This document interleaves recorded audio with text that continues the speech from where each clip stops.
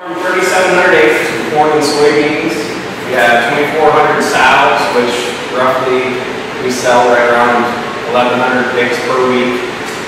We farm in Coshocton, Tuscarawas, and Madison County. We've been in Madison County, which is just southwest of Columbus, since 2001 was when we started down there. So a little bit different.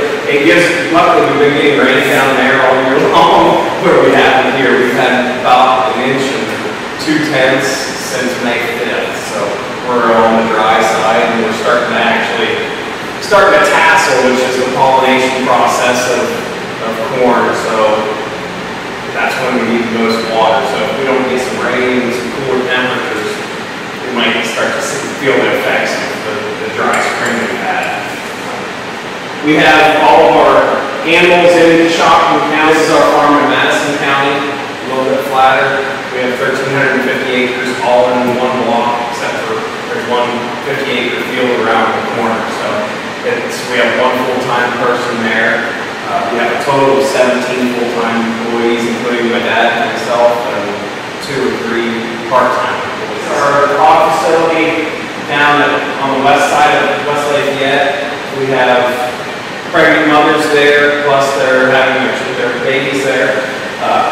Being on the west side of a village creates its own issues. We try to be good neighbors. We incorporate all of our manure to try to reduce odor, and in my eyes, if you can smell it, you're losing nutrients. So we try to inject as much as we can so that we can make our neighbors happy.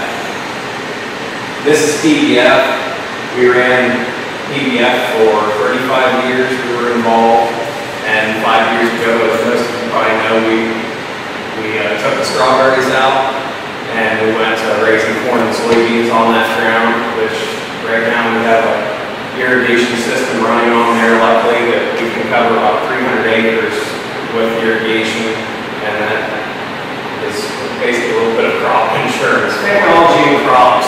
It's amazing what the changes have been just in the last 15 years. We started off with just mapping our fields with our yield, how many bushels of corn or soybeans we could take off the ground.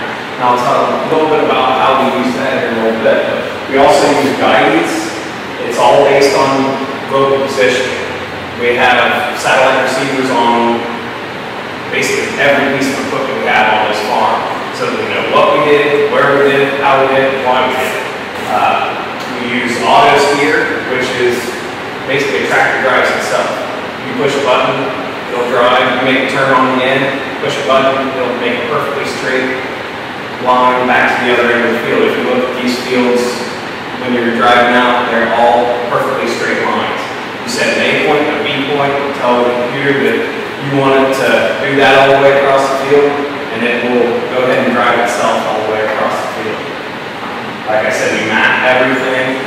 We use computers, wireless internet. I carry an iPad with me at all times. We use an iPad in our planting tractor to document everything. This is an example of one of the yield maps, one of the support summaries that we get from it.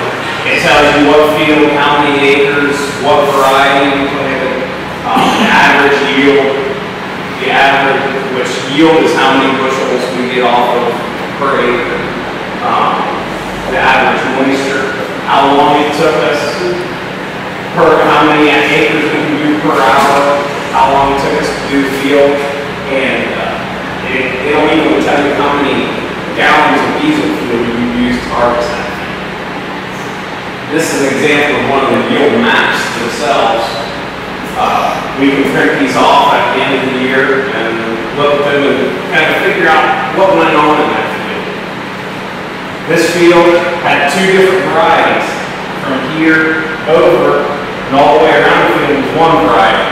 You can tell it didn't yield near as well as the rest of the field. This is the sandy spot. Maybe we need to put some irrigation there in the future. And these were 2 strips that we've been, for about 5 or 6 years, using fungicides on some of our program, which if there are diseases, we're able to spray a fungicide on to kill that disease so it doesn't damage that plant so it can maintain a high yield. I did not spray here, and I did not spray there. There was 50 bushels difference between where I sprayed and where I didn't spray. So now we can use that information on other sections of our